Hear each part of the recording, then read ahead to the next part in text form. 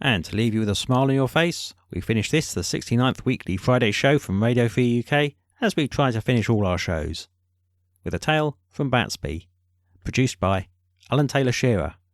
This is entitled Banking on It. From batsby.blogspot.co.uk. Banking on it. Modern economies are built on castles in the air. We have entire industries depending on a willing belief in their nebulous worth.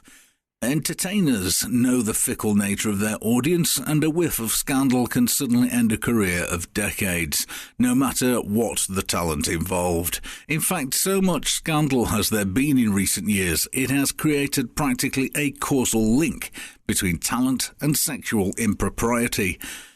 Is this for real? Or is it more likely that if the opportunity is there, our base nature will take advantage of it? I'm going with the latter. It's far simpler and more pragmatic than searching for the sinister explanation.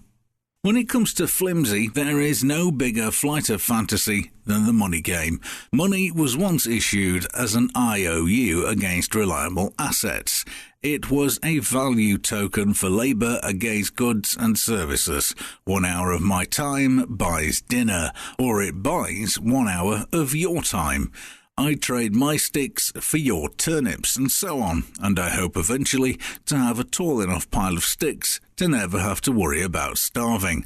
But as the Jenga bricks of greedy Gelder are stacked higher, reaching impossible heights, the perceived worth of some things, shares and expectations, decouple from reality. A FTSE 100 boss is paid 150 times what his workers get, not because his intrinsic value is so high, but because he can make or ruin a deal just by saying yes or no. Similarly, investment bankers get fabulously rich on the backs of their clients, but when they get it wrong big, and there was once, in folklore at least, the presumption that a failed banker would take the honourable way out and plunge to their death from a high window, that defenestration being symbolic of their fall from grace and power. In recent years, the perception is that the money gurus are long overdue such a descent. There is a story that when Einstein died, he arrived in heaven to be informed that his room was not yet ready.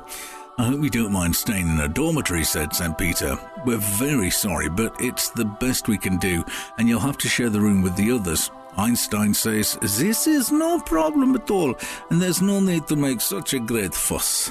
So an angel leads him to the dorm, and Albert is introduced to the present inhabitants. Here is your first roommate. He has an IQ of 180. That's wonderful, says Albert. We can discuss quantum theory and relativity. The angel escorts him to an elderly gent with a flowing beard playing chess with himself. Ludwig here has an IQ of 150. Einstein shakes his hand and declares, I look forward to discussing mathematics and physics with you, while we wait for our worms. Moving on, he's introduced to a third man, Thomas, who he is told has an IQ of 110. That's great, he says. We can discuss the latest Broadway plays and some of those marvelous new movies. Another man steps out to shake Albert's hand and introduces himself as Tarquin. I'm your last roommate, and I feel inadequate in such august company. I'm sorry, but my IQ is just a shade over 80. Albert Einstein, ever the genial mixer, smiles back at him and says, So, where do you think the interest rates are headed?